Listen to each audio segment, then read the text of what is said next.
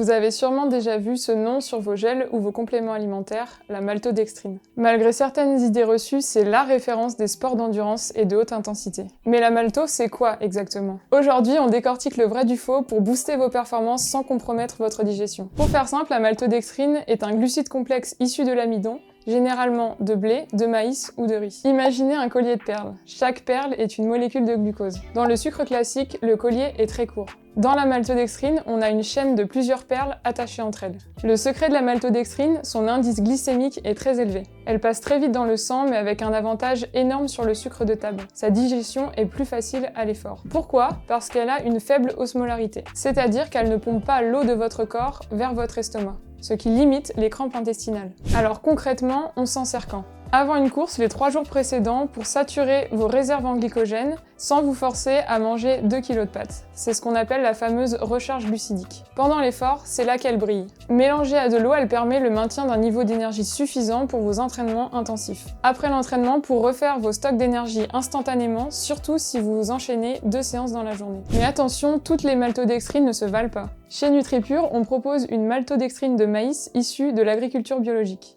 avec un cahier des charges strict, notamment en termes de pesticides autorisés. Mon conseil, ne la consommez pas seule si l'effort dure plus d'1 heure et demie. Couplez-la avec d'autres sources de glucides pour utiliser toutes les portes d'entrée de vos cellules et absorber encore plus d'énergie par heure. Attention, la maltodextrine possède un indice glycémique très élevé. Utilisée hors du contexte sportif, elle peut provoquer des pics d'insuline brutaux. Elle est donc totalement déconseillée aux personnes sédentaires ou diabétiques. En résumé, la maltodextrine booste vos séances, mais elle n'a pas sa place dans l'alimentation quotidienne hors contexte sportif. Les industriels l'utilisent souvent comme agent de texture dans les sauces, les biscuits ou les plats préparés. Elle devient un sucre caché sans aucun intérêt nutritionnel. Gardez en tête que la maltodextrine est un outil stratégique, efficace, digeste et puissant quand on sait s'en servir. Si vous voulez optimiser votre prochaine séance, essayez-la. N'oublie pas de t'abonner pour d'autres conseils nutrition et dis-moi en commentaire si tu prends déjà de la maltodextrine. À bientôt pour une nouvelle dose de performance.